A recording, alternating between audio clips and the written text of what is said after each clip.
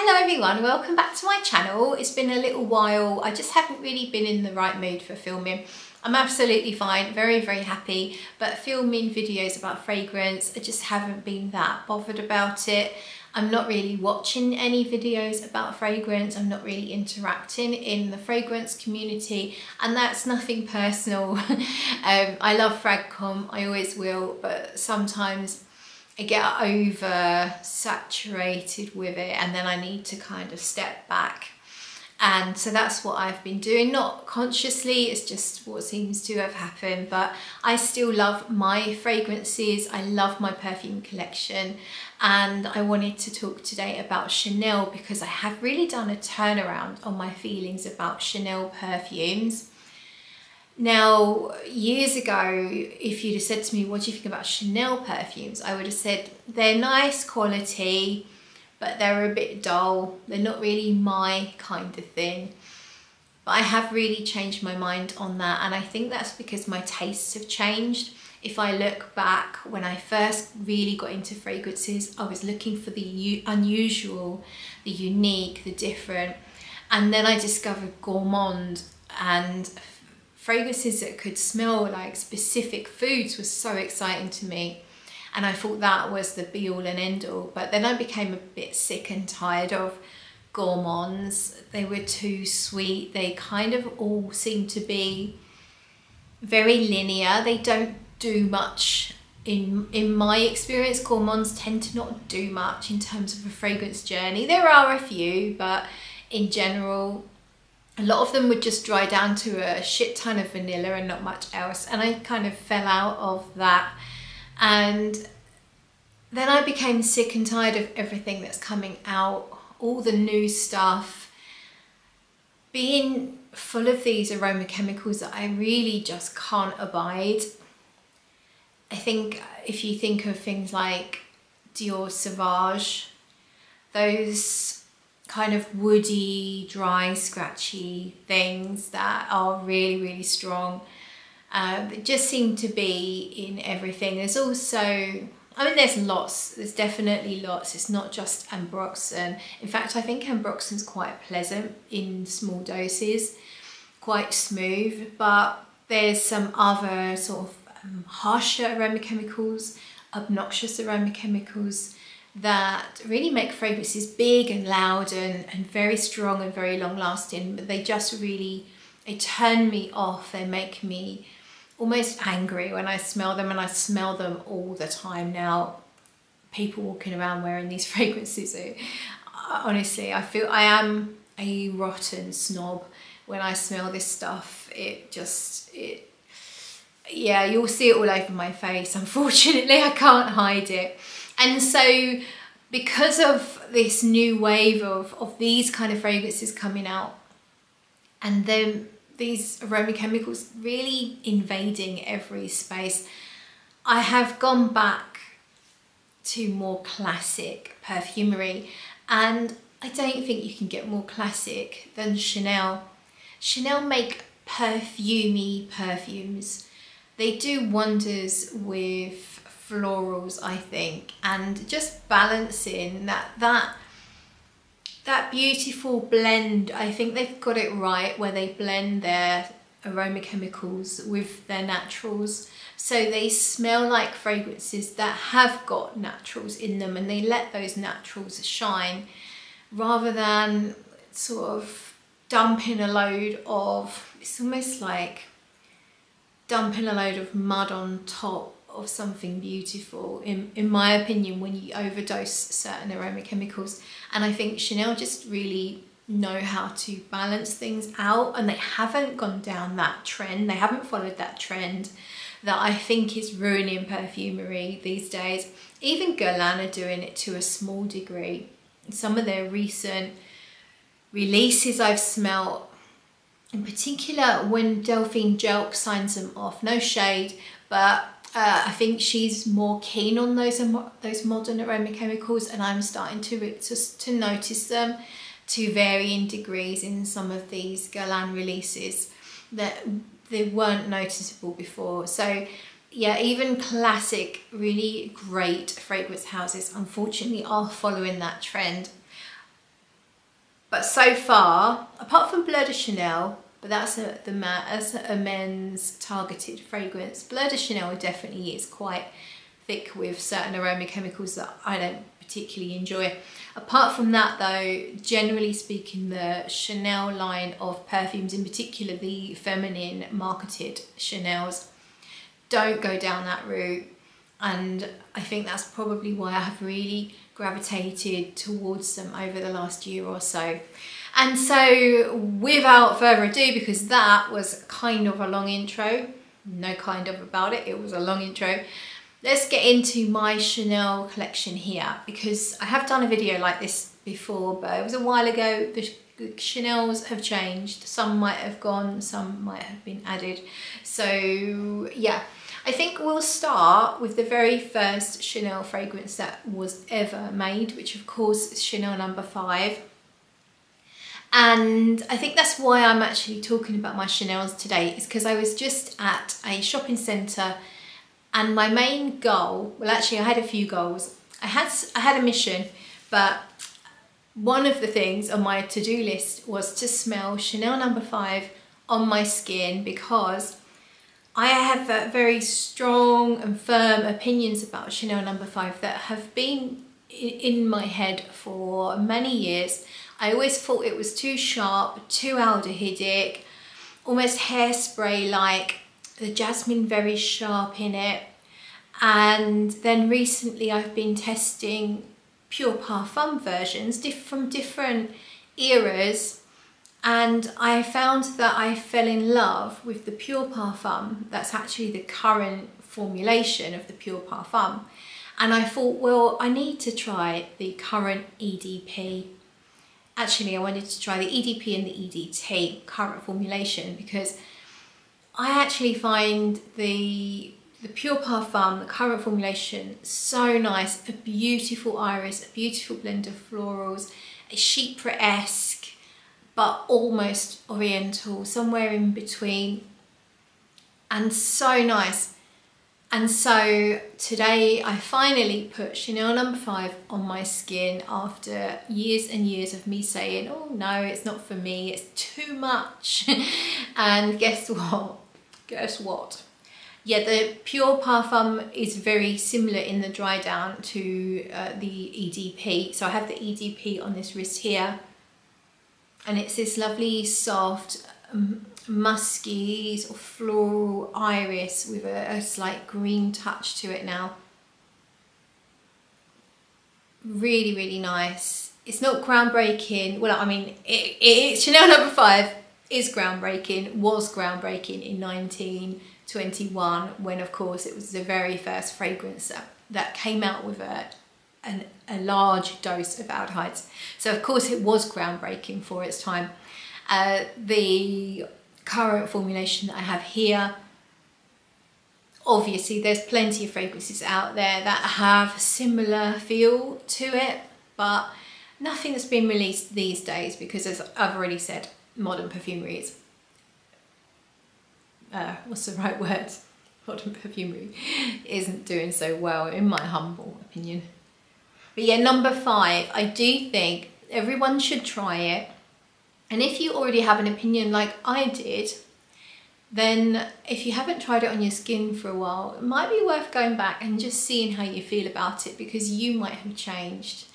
And I mean, most of us, our tastes do change, and I honestly feel like I want to get a bottle of the modern formulation of Chanel No. 5 now. I will be looking out for a bargain second hand. I won't pay full retail for it.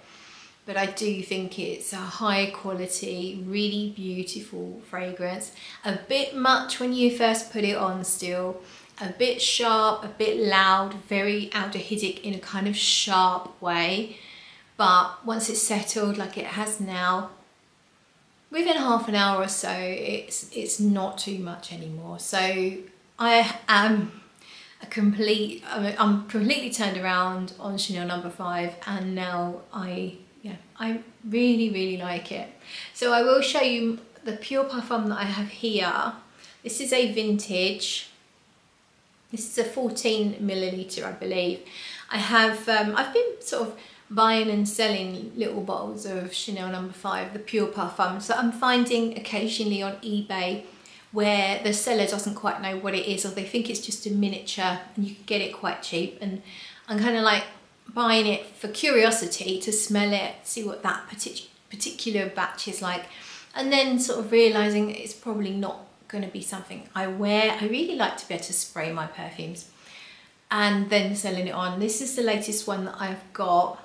I don't know how old it is. It's definitely vintage. It's not anything like the modern ones. You can kind of see from the print.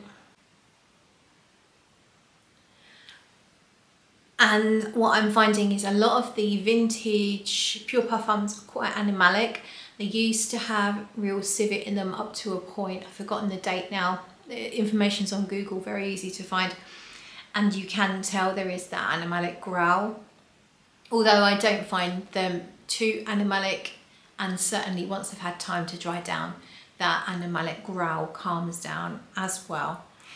But as I have discovered, my preference is actually the modern version rather than vintages with real oak moss and real animalics. I'm finding the neutered modern day version is more to my taste, more palatable. So let me know what your thoughts are on Chanel No. 5. Have you ever hated it then loved it, or vice versa? So let's go to the next one that was released by Chanel in 1922, and it was called No. 22. So Chanel No. 22, this is the Eau de Parfum. It's from the Les exclusive line. I've got 2 bottles of this. I've got two 200ml gigantic bottles of this. I really, really love it. This is another aldehydic. It does get compared to No. 5. I find this easier to love, more wearable. This one has ylang ylang, and I don't know if No. 5 has ylang ylang. I am not sure what the florals exactly are in No. 5. There's a concoction. There might be ylang ylang as well, but in here, No. 22, the ylang ylang is for sure, for me, the main player. It's aldehydic, but in a more softer and floaty way, not so sharp. And then there's some vanilla in here, which really softens everything up. It's not a big dose of vanilla, and it's more noticeable as you wear it. The longer it's on your skin, the more it becomes a vanillic perfume, but never one, I wouldn't call this a vanilla perfume. It's a floral aldehyde. A real freshness to it, a crisp cleanness. It's like wearing a beautiful crisp white blouse. It's kind of a business, you mean business, well put together fragrance. You feel like you're just wearing beautiful body lotions and nice shampoo scent in your hair still, and your clothes are freshly laundered and have that sort of fresh laundry musk type scent.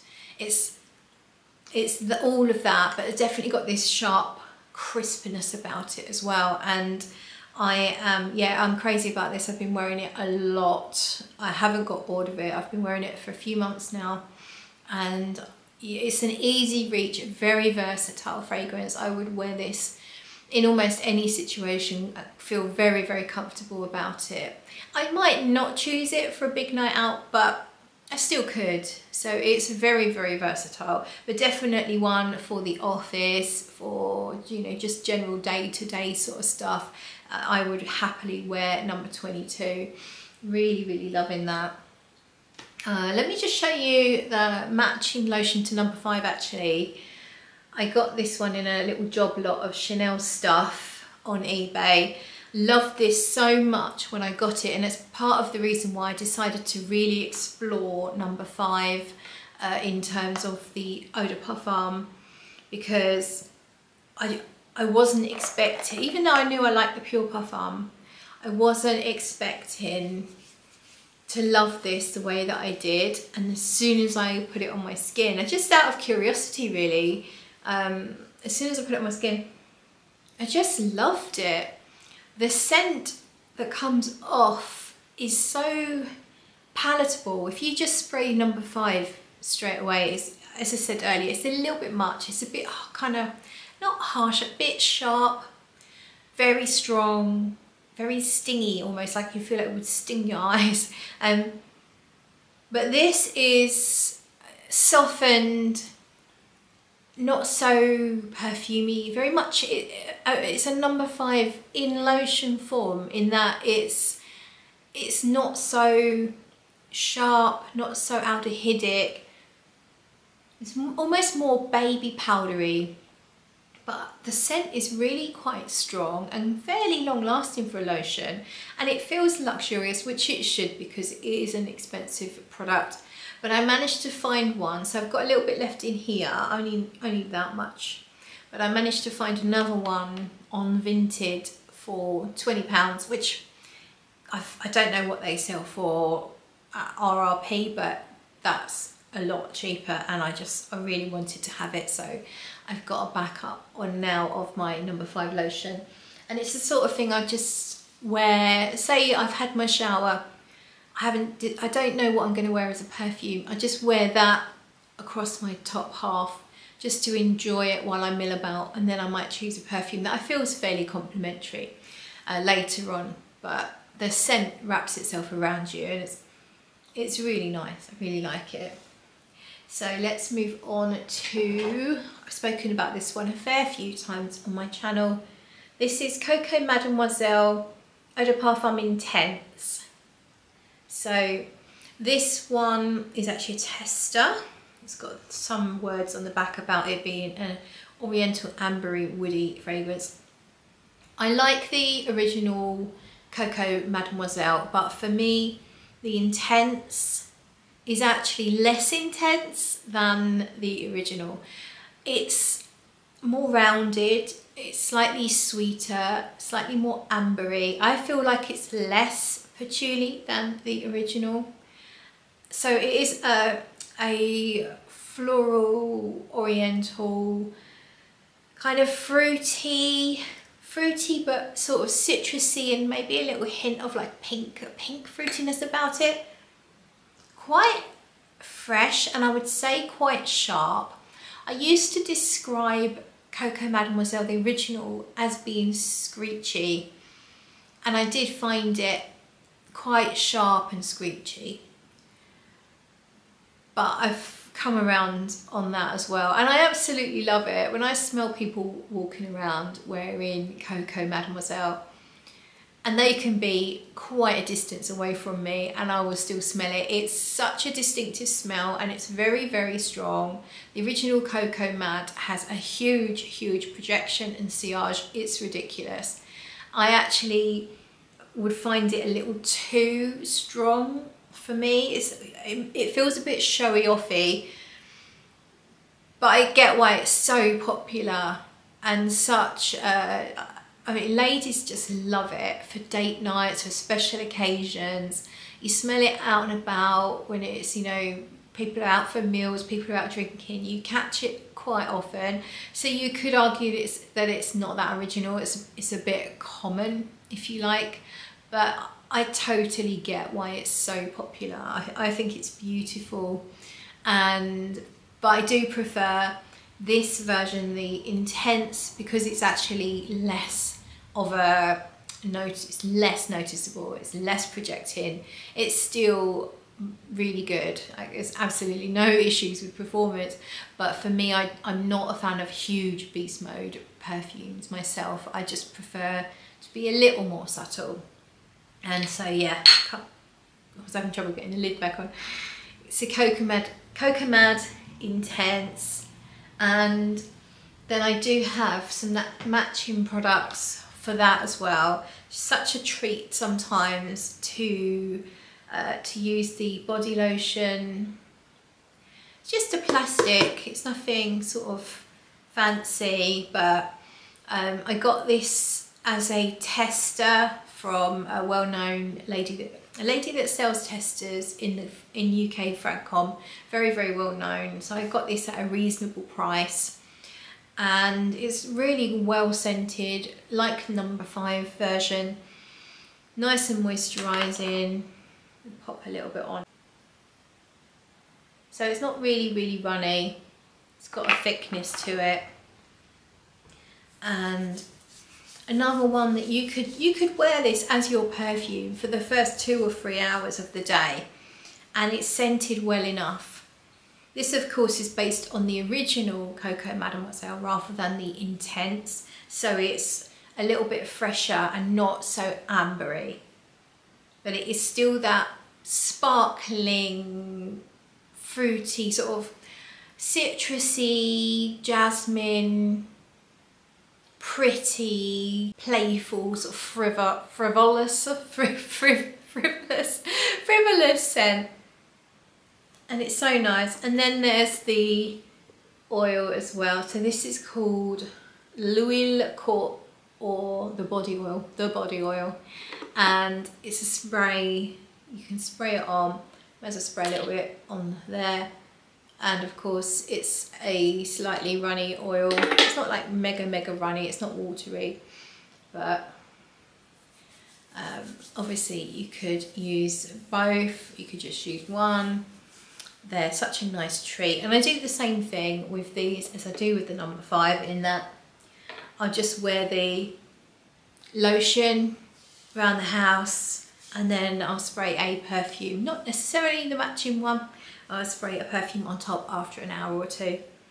It's so nice. So yeah, that's Coco Mad, as we like to call her. This one is fairly new to me. I think I've had it a month or 2. A very kind person that got in touch from the fragrance groups on Facebook, Claire, thank you so much Claire, offered to send this to me, and I didn't really know what it smelled like. I've probably just sniffed it in the shop before like that. That would have been all I'd ever done with Allure, because it wasn't on my radar. I wasn't that interested. And the beauty of having a bottle is that you really get the time to get to know it, test it out. You can put it away, forget about it, get it out again. And that's what I've done, because the first time I smelled it, I thought this smells like Samsara from Guerlain.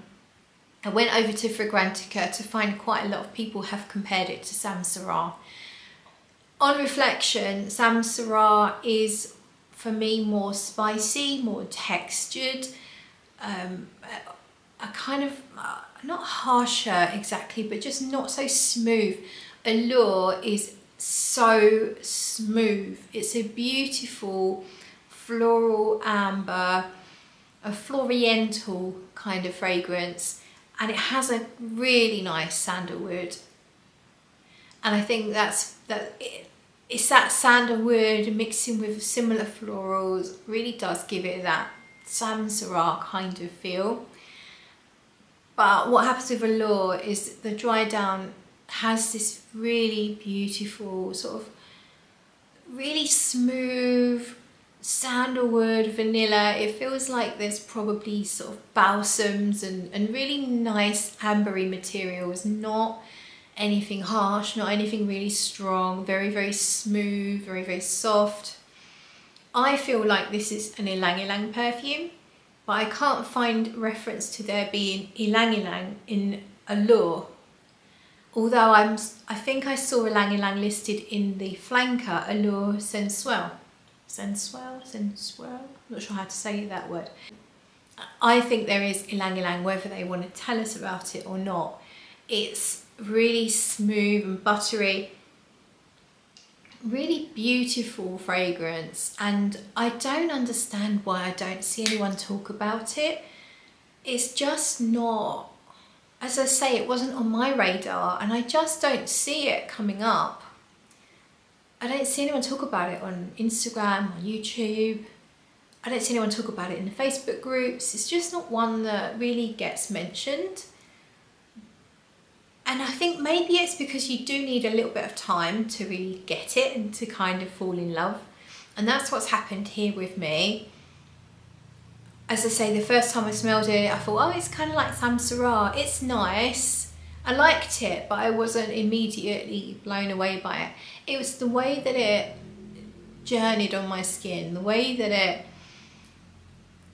got so smooth.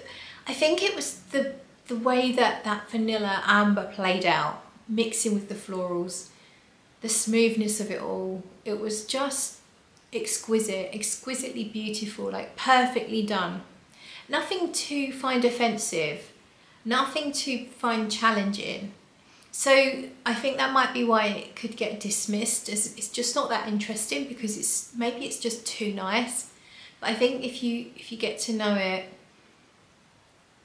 and you can get past that and think, actually, this isn't dull, it's exquisite, it's really, really beautiful. So I highly recommend that you check out Allure. If you like a sort of white, yellow, floral, ambery thing, if you like Samsara, maybe if you find Samsara a little too strong, too harsh, too sandalwoody maybe, then do give Allure a try. If you like vanilla, but there's not too much vanilla like I do. I like vanilla, but I don't want to just smell like vanilla. I like to have that always mixing in with other things, and I think that's what Allure does beautifully. It's definitely vanillic, but the vanilla doesn't take over, but it's there. And I do feel like there's something a little banana-y about it, which again makes me think of ylang ylang. So I think this, personally, I think this is an ylang ylang. An ylang ylang vanilla sandalwood fragrance. Why am I doing this? I don't know. And it's under the radar, and sadly so. So check out Allure. I do understand that this is an older bottle, so current formulations might not be as spectacular as this. So I do apologise for that. Now we've got 3 exclusives. They're all eau de parfum, current formulations. We'll start with Gardenia. I started out with a decant, and then I really enjoyed it. I love the freshness of this. For me, this is very summery, sort of green, citrusy. I think there's tuberose, gardenia, maybe some other white florals, maybe some jasmine, I'm not sure. Definitely has a sort of green tinge, and then just a slight musky, clean soapiness about it. Quite simplistic, not the strongest. In fact, this is the weakest of all of the perfumes I'm talking about. I still get half a day out of it, absolutely fine, and a decent enough projection for those first few hours. So I'm not complaining. I think if I paid full retail, which I definitely did not, I would not be happy with the performance. But for something that's so beautifully done, that's fresh, vibrant, summer, spring type option, this one's really pretty, but has that sharpness that just sort of cuts through everything. And yeah, it's not groundbreaking, but I still just really enjoy it. So I got this as a partial bottle, but I have put quite a dent in it. It's sort of, yeah, I've worn it enough, and I will be wearing it. Probably won't see much wear until summer comes around again, or at least spring, because we're starting to get a bit chilly around here. Right, let's see, what do we have next? Oh, beige. And then this one, beige is frangipani and honey are the main notes.